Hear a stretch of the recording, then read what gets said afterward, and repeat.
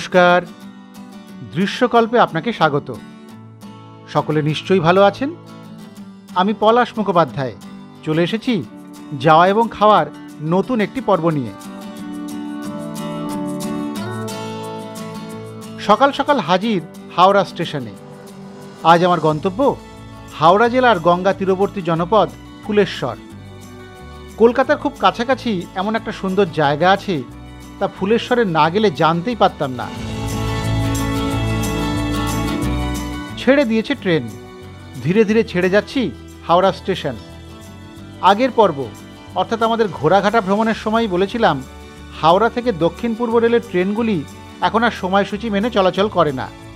7:40 Mecheda local ছাড়ল 8:05। তবে এখন এই সকালবেলায় ফাঁকা ট্রেন, জালনার ধারে সুন্দর বসে দেখতে দেখতেই চলেছি আমি।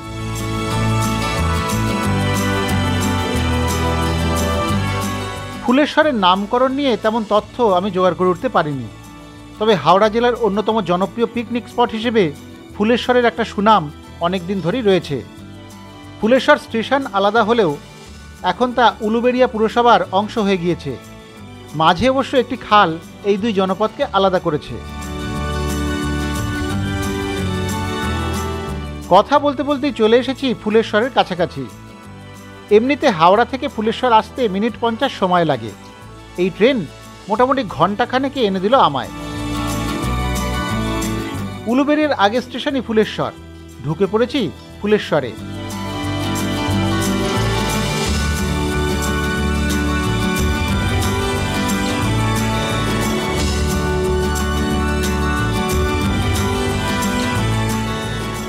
আমায় নামিয়ে দিয়ে চলে গেল ট্রেন। স্টেশন এখন ভালোই ভিড়, সকলেই হাওড়ামুখী ট্রেন ধরতে চলে এসেছেন। আমি অবশ্য এবার প্ল্যাটফর্ম থেকে নেমে যাব প্রথমে স্টেশনের পশ্চিম দিকে।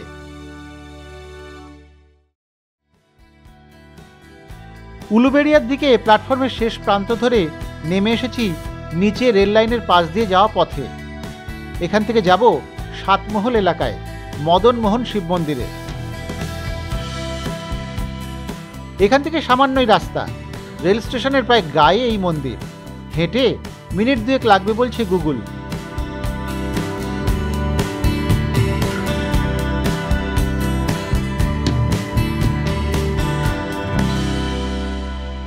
চলে এসেছি সাতমহল এলাকায় থাকা মদনমোহন শিব মন্দিরের সামনে। পঞ্চরত্ন শৈলীর মন্দির, সুন্দর লাল হলুদ রং করা, দেখেই ভালো লাগছে। তবে এই মন্দির কিন্তু খুব প্রাচীন নয়। জগন্নাথপুর সাতমহল প্রাথমিক বিদ্যালয়ের পাশেই মন্দিরের অবস্থান। এই মন্দিরের বয়স স্থানীয়রা বলতে পারলেন না, তবে এই নতুন কাঠামোটি বছর 20 আগে তৈরি হয়েছে। তবে সকালে মন্দির এখন বন্ধ, কখন খুলবে কেউই বলতে পারলেন না। আমি তাই বাইরে থেকেই চেষ্টা চরিত্র করে আপনাদের জন্য সামান্য একটু শিবলিঙ্গের ছবি তুলতে পারলাম।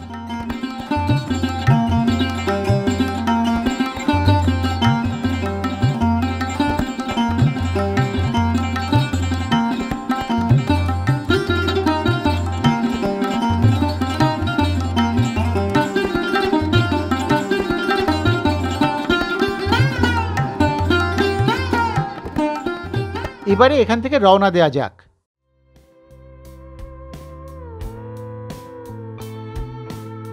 চলে এসেছি স্টেশনের পশ্চিম দিকে থাকা ছোট্ট বাজারে। গোটা কয়েক দোকান আছে এখানে, খুবই ছোট্ট বাজার। মিষ্টির দোকান মাত্র 3টে এদিকে। তেমন চোখে পড়বার মতো কোনো মিষ্টি দেখলাম না। স্থানীয়দের জিজ্ঞাসা করে এলাম মা তারা মিষ্টান্ন ভাণ্ডারে। এটিও খুব ছোট্ট একটা দোকান, মিষ্টির তেমন বৈচিত্র্যও নেই। তারই মধ্যে ওরা বললেন মাখা সন্দেশ নিতে, টাটকা তৈরি হয়েছে, খুবই ভালো খেতে নাকি। তাই ওদের কথা শুনে একটু মাখা সন্দেশ নিয়ে নিলাম। এখানে খাবো না, এখন তো প্রাতরাশও সারা হয়নি। এখানে কোনো মিষ্টির দোকানে লুচি কচুরিও মেলে না দেখলাম। কাছাকাছি কোথাও কিছুই মিলল না।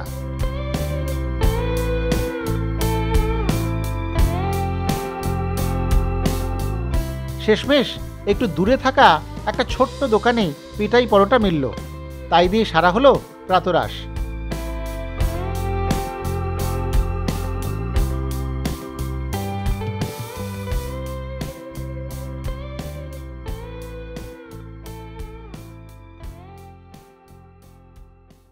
প্রাতরাশ সেরে সামান্য হেঁটে চলে এসেছি স্টেশনের সিঁড়ির কাছাকাছি। এখান থেকে সামান্য আগে পুকুর পাড়ে বোসবাড়ি যাব আমি। এই বাড়ি ফুলবাড়ি নামেও পরিচিত এই এলাকায়।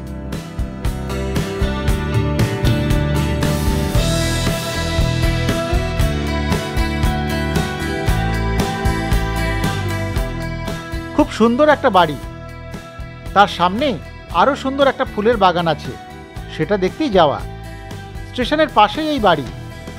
তবে আমার কপাল খারাপ, ভিতরে মেরামতির কাজ চলছে, তাই এখন সেখানে প্রবেশ নিষেধ। খুব ইচ্ছে ছিল বাড়িটা বা বাগানটা দেখবার, কিন্তু এই যাত্রা হলো না। অগত্যা রওনা দিলাম এখান থেকে।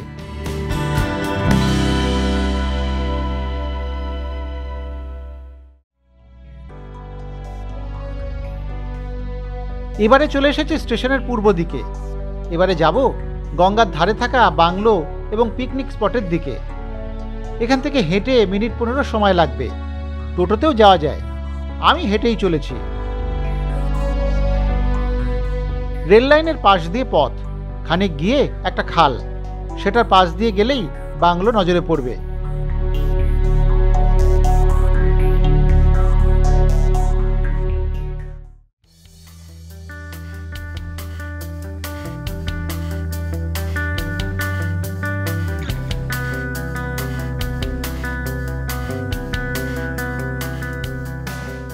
চলে এসেছি সেই খালের ধারে। এদিকটা বেশ সুন্দর, খালে নৌকো বাঁধা, পাশ দিয়ে একটা পথ।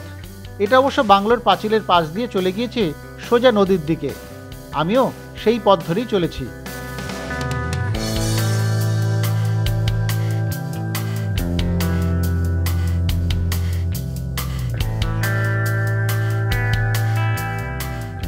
সামান্য হেঁটে চলে এলাম গঙ্গার তীরে একটা সুন্দর জায়গায়। এখানে খাল গিয়ে মিশেছে গঙ্গাতে। সেই মোহনার পাশেই বড় বড় গাছের ছায়ে মোড়া একটা সুন্দর জায়গা। এখন জোয়ার, তাই মোহনা বোঝা যাচ্ছে স্পষ্ট। এদিকেই সেচ দপ্তরের সেই বাংলোটি, তার দিকেই এগোলাম আগে। ইউক্যালিপটাস মেহগনি গাছের ছায়া ঘেরা বাংলোটিতে এক অদ্ভুত শান্তি বিরাজ করছে। শীতের সময় মরশুমি ফুলে সেজে উঠে এই বাংলোটি ঝলমল করতে থাকে। একটু এগোতেই দেখলাম একটা কাঠবিড়ালি নিজের মনে খেলা করছে। আমি যে তার কাছেই আছি সেদিকে একটুও খেয়াল নেই তার। আমিও খানিক সময় ওর চঞ্চলতা দেখছিলাম বেশ কৌতুকের সঙ্গেই।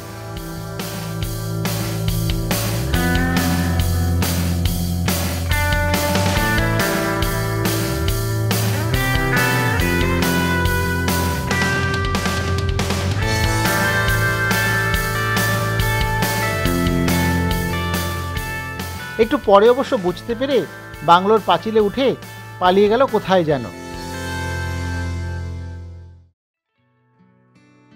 বাংলো অবশ্য এখন বন্ধ।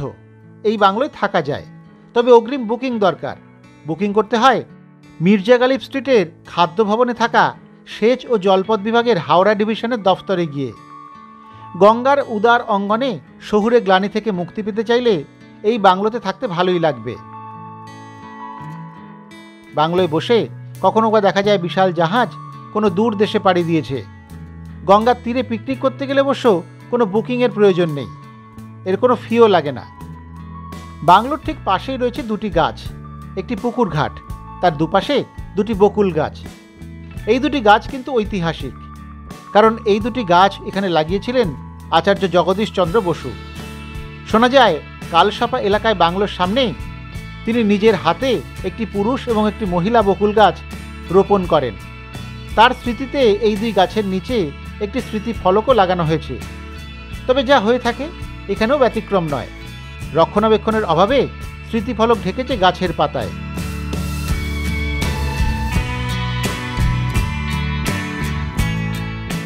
এলাম পাশেই থাকা পুকুর ঘাটে। এই পুকুরে কিন্তু বেশ কিছু মাছ রয়েছে। স্থানীয়রা তাদের খাবার দিলে ঘাটের কাছে চলে আসে তারা। এদের মধ্যে একটি লাল মাছও রয়েছে। দিব্যি ঘাটের কাছে ঘুরে বেড়াচ্ছে মাছগুলি। ভালোই লাগছিল এখানে বসে দেখতে।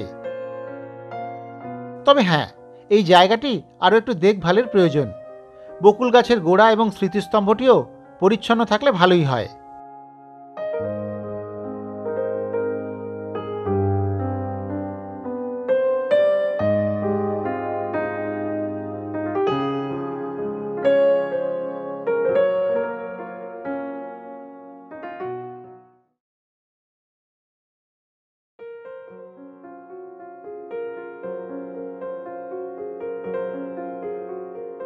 এবারে চলুন নদীর ধারে যাওয়া যাক। বড় বড় গাছ থাকায় নদীর ধারটি এখানে বেশ ছায়াময়, তাই তো অনেকেই এসেছে নদীর পাড়ে এখানে একটু সময় কাটাতে।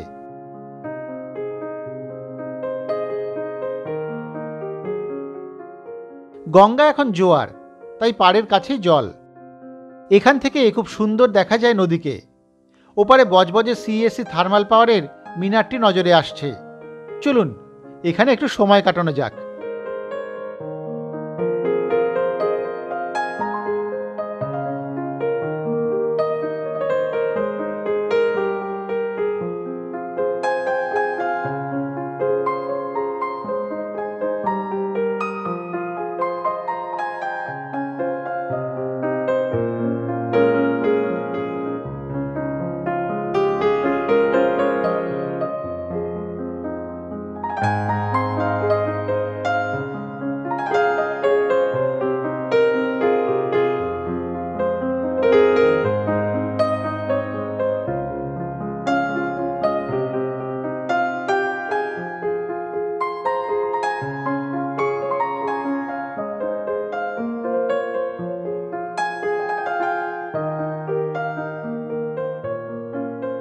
বাংলোর সামনের অংশ থেকে আরও একটু এগিয়ে এলাম নদীর ধারে। এদিকটা একটু অন্য রকমের, জলের ধারেই ছোট ছোট গাছ, সবুজ ঘাসের গালিচা বিছানো পাড়। জোয়ারের জল এসে ধীরে ধীরে ছুঁয়ে যাচ্ছে সবুজ ঘাস। একটু যেন সুন্দরবনের হালকা ছোঁয়া পেলাম।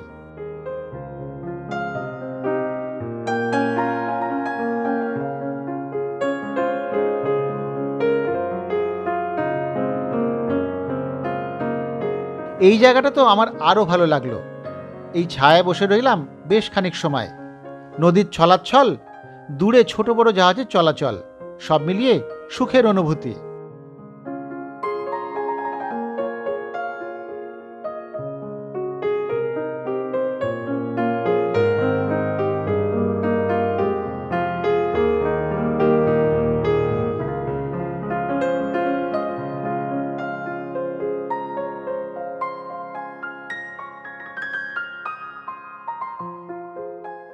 বেশ কিছু সময় গঙ্গার পাড়ে কাটিয়ে এবারে রওনা দিলাম এখান থেকে।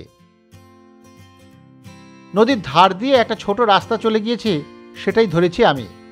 এটা কিন্তু মূল রাস্তা নয়। এখান থেকে আমি এখন যাব বিবির চড়ায়। সেটা অবশ্য একটু দূরে, ঘুরে গেলে প্রায় 2 কিলোমিটার পথ দেখাচ্ছে গুগল। কিন্তু একটা শর্টকাট আছে অবশ্য। এই শর্টকাটটা দিয়ে গেলে রাস্তা খানিকটা কম হবে। আমি অবশ্য হেঁটেই যাব ঠিক করেছি, তাই গুগলের দেখানো শর্টকাট দিয়েই চলেছি আমি।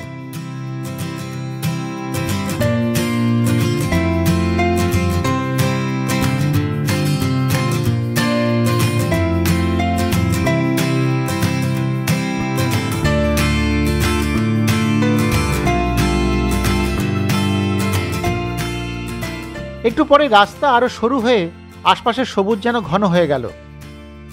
এই জায়গাটা দারুণ, নিরিবিলি নির্জন সবুজের মধ্যে দিয়ে পায়ে চলা পথ। এই পথে হাঁটতেও খুব ভালো লাগছিল।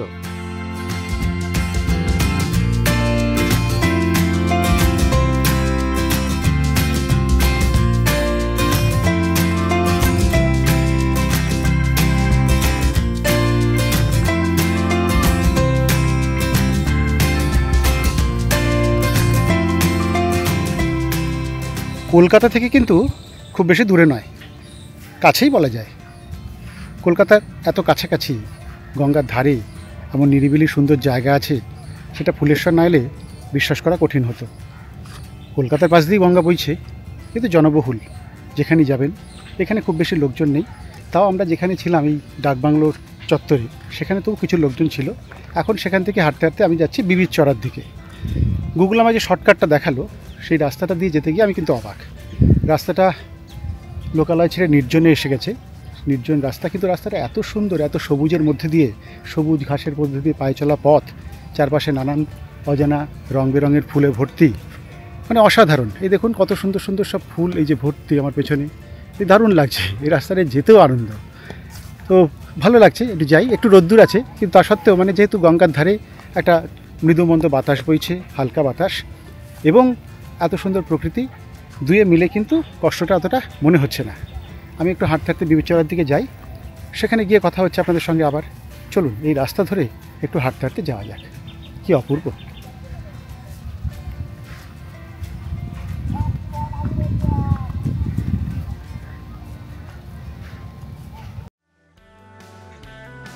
সবুজ জঙ্গলের পথ পেরিয়ে চলে এসেছি ফুলেশ্বর স্টেশনের পূর্ব দিকে থাকা স্টেশন রোডে। এই রাস্তা সোজা চলে যাবে উলুবেড়িয়ার দিকে। ফুলেশ্বর যদিও উলুবেড়িয়া পৌরসভা এলাকাতেই পড়ে, সে তো আগেই বলেছি। এই দিকটা কিন্তু বেশ জমজমাট। সকালে ওপাশে যেমন দোকানপাট তেমন নজরে পড়েনি, এপাশে কিন্তু অনেক দোকানপাট এবং বড় বড় ফ্ল্যাটও নজরে আসছে। আমি অবশ্য বড় রাস্তা ছেড়ে একটু পরেই ঢুকে যাব ভিতরের দিকে।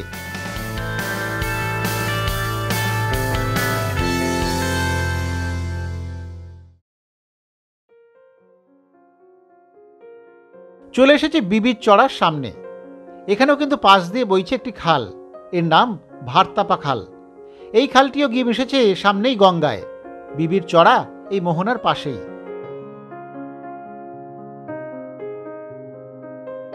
গঙ্গার তীর ঘেঁষে একটা সবুজ তৃণভূমি। স্থানীয়দের কাছে এটি একটি খেলার মাঠও। সেই সবুজ মাঠ এবং লাগোয়া একটা ছোট্ট জঙ্গল মিলেই হচ্ছে এই বিবির চড়া। জায়গাটা কিন্তু বেশ, তবে জোয়ারের জল এখন এতটাই বেড়ে গিয়েছে, মাঠের একটা অংশ সেই জলে ডুবে গিয়েছে। চলুন একটু ঘুরে ওপাশে গিয়ে দাঁড়াই। এখান থেকে ওই খাল পেরোলেই উলুবেড়িয়ার আনন্দময়ী কালী মন্দির। ওই তো দেখাই যাচ্ছে। ওখানে যাওয়ার জন্য নৌকা পারাপারের ব্যবস্থাও রয়েছে এখানে। তবে আমরা এখনই আনন্দময়ী কালী মন্দিরে যাচ্ছি না, সেটা কিন্তু উলুবেড়িয়া পর্বে হবে। এবারের পর্ব শুধুই ফুলেশ্বরের জন্য। তাই চলুন এবারে গঙ্গা তীরের এই বিবির চড়ার সৌন্দর্য উপভোগ করি একসঙ্গে। বিকেলের দিকে এখানে জনসমাগম হয়, কিন্তু এখন এই সকালের দিকে এই অংশটা ফাঁকাই আছে। দুই একজন বাদ দিলে নদীর পাড়ে আমি প্রায় একাই বলা যায়। জোয়ার থাকাকালীন নদী দেখার মজাটা আরও একটু যেন বেড়ে যায়। এখানেও দেখুন না জল কেমন পাড়ের কাছে এসে খেলা করছে। সামনে ছোট ছোট কিছু ডিঙি নৌকো ভাসছে। এখানে অবশ্য নৌকোতে চড়াও যায়। মাঝিদের কিছু টাকা দিলে তারা গঙ্গাবক্ষে নৌকা একটু ঘুরিয়ে দেন। নদীর তীর ঘেঁষে বসবার জায়গা এবং ছোট ছোট গাছ। একটু ছায়া দেখে তারই নিচে বসে চলুন একটু নদীর সঙ্গে সময় কাটাই।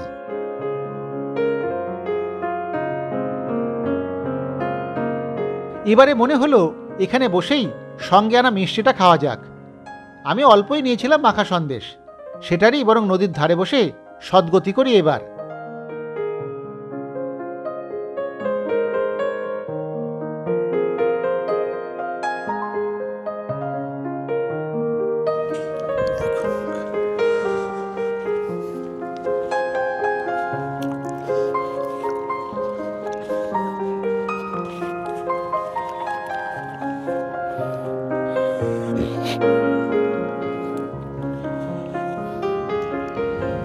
প্রচণ্ড গরম আজকে, খুব রোদ্দুর, তার মাঝে গাছের ছায়া আর এই সামনে গঙ্গার জলে পা ডুবিয়ে এভাবে বসে থাকা, এটা এই মুহূর্তে একটা পরম পাওয়া।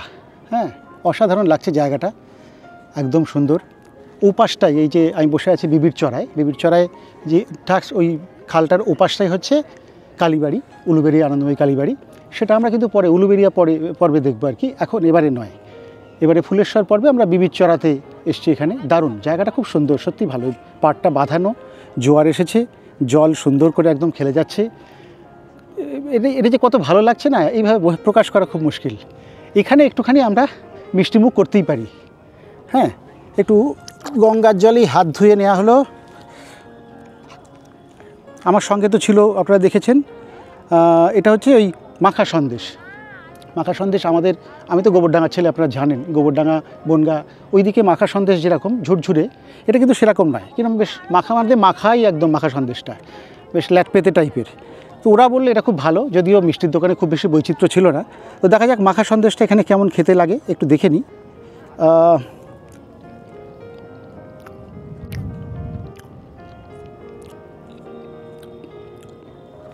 মোটামুটি আহামরি কিছু নয়, আমি সেরকমটা আশাও করিনি, এমনি ঠিক আছে। কিন্তু আমাদের ওদিককার মাখা সন্দেশ খাওয়ার পরে এটা মুখে লাগে না। বিশেষত দামও অনেক বেশি আমাদের তুলনায়। আমাদের ওখানে 200-250 টাকা, এখানে 300 টাকা কেজি নিল এটা। কিন্তু হ্যাঁ, এই পরিবেশে একটু মিষ্টিমুখ করাটা সমীচীন ছিল, দারুণ লাগছে। সামনে ছোট ছোট নৌকা ভাসছে, গঙ্গার জল, একটু সময় কাটাই এখানে একটু থাকি, তারপরে আমরা আরও 1-2 জায়গায় যাব, তারপরে ফেরার পালা। ফুলেশ্বর কিন্তু দারুণ লাগছে, ফুলেশ্বর এসে খুব ভালো লাগলো।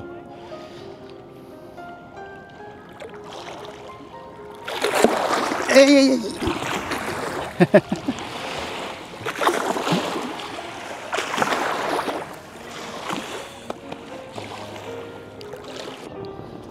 সবচেয়ে বড় কথা হচ্ছে এই প্রাকৃতিক পরিবেশ।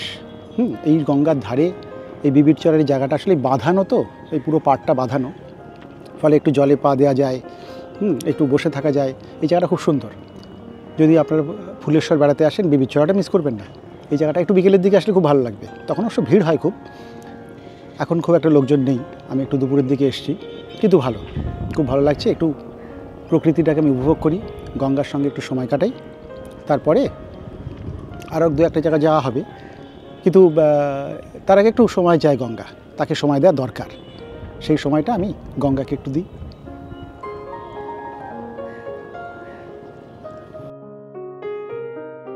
সকালের দিকে ভয়ঙ্কর রোদটা এখন আর অতটা নেই, একটু মেঘলাই করে এসেছে। সেই অস্বাভাবিক গরমটাও কমে এসেছে খানিক। তাই আরও কিছুটা সময় দেওয়া যেতেই পারে এই বিবির চড়াকে। চলুন না, ওপাশে এই জঙ্গলের দিকে একটু যাওয়া যাক। এদিকটা বেশ গাছপালা আছে। এখানে বসেও খানিক সময় দূরে মালবাহী জাহাজের যাতায়াত লক্ষ্য করছিলাম। আমার কিন্তু বেশ ভালো লাগলো এই বিবির চড়া এবং তার পরিবেশ।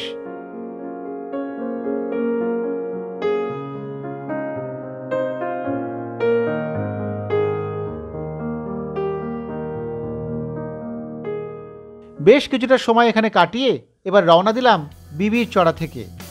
এখান থেকে আমি যাব ফুলেশ্বর কালীবাড়ি, সেটাই খালের পাশেই, তবে এখান থেকে প্রায় 1.5 কিলোমিটার দূরত্ব। আমি অবশ্য ভিতর দিয়েই হেঁটে চলেছি।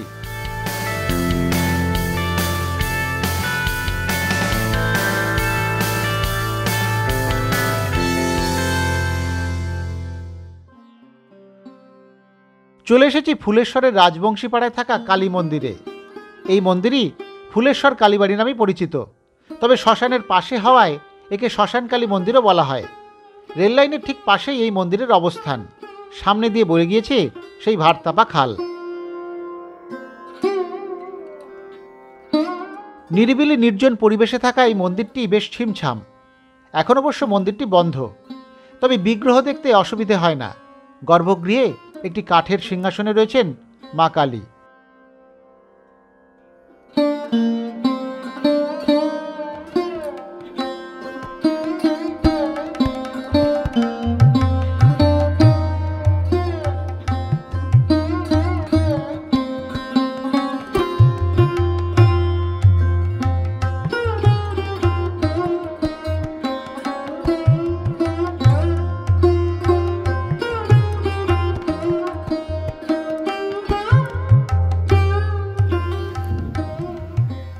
এই মন্দিরে থাকতে থাকতে শুরু হয়ে গেল মুষলধারে বৃষ্টি।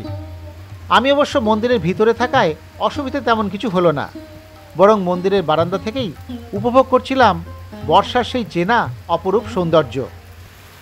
মন্দিরের সামনের খাল, পিছনে থাকা পুকুর, বৃষ্টি ভেজা সেই জলছবি ধরা দিচ্ছিল আমার চোখে তার সহজ স্বাভাবিক সৌন্দর্য নিয়ে। মন্দির চত্বরে আমি ছাড়া আর কেউই নেই, তাই একা একাই এখান থেকে বৃষ্টি দেখছিলাম মুগ্ধ হয়ে।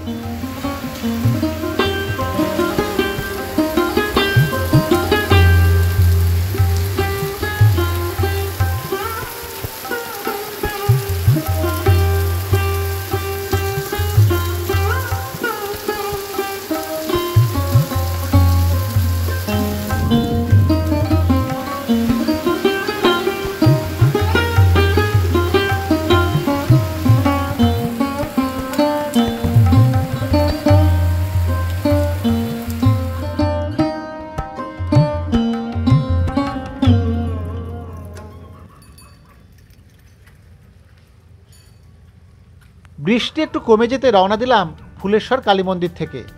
সামনে রেল ব্রিজ, সেটা পেরিয়ে রেল লাইনের পূর্ব প্রান্ত দিয়ে চলে গিয়েছে সুন্দর একটা পথ, সেটা ধরেই যাব স্টেশনের দিকে।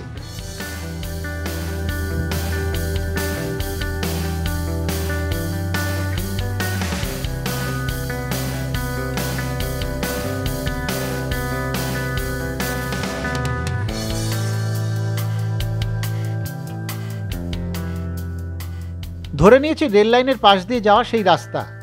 সকালে যখন এসেছিলাম ফুলেশ্বর স্টেশন থেকে নেমে প্রথমে কিন্তু এই রাস্তাটাই ধরেছিলাম, তবে সেটা ছিল খুব সামান্যই। এবারে চলেছি এই রাস্তা ধরে স্টেশনের দিকে। এখান থেকে প্রায় 1 কিলোমিটারের মতো পথ। রাস্তাটা কিন্তু দারুণ।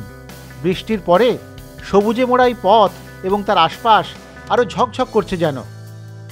খুব ভালো লাগছিল এই পথ দিয়ে হাঁটতে।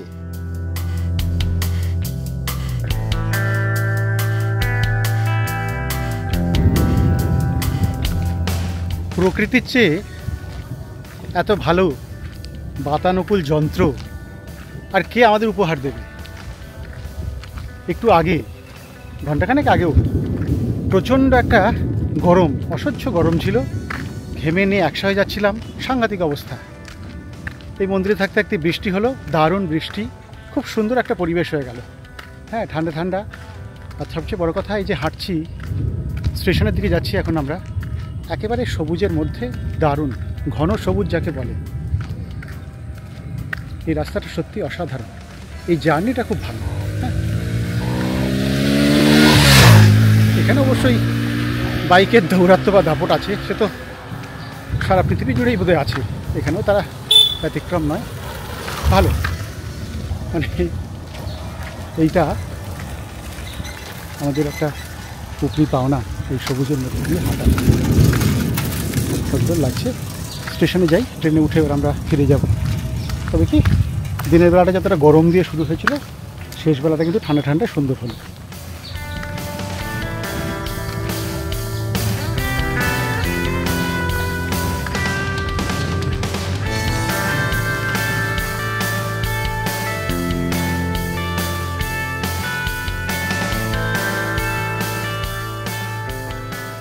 সেই সবুজ সুন্দর পথ ধরে হাঁটতে হাঁটতে অবশেষে চলে এসেছি ফুলেশ্বর স্টেশনে। বৃষ্টি ভেজা স্টেশনে লোকজন তেমন নেই এখন।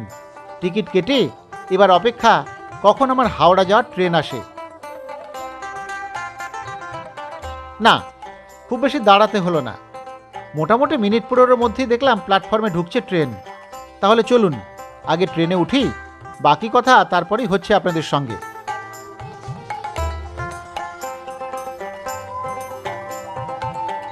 উঠে গিয়েছি ট্রেনে, বসবার জায়গাও মিলে গিয়েছে। এবারে বলি ফুলেশ্বরে আসা যাওয়া প্রসঙ্গে।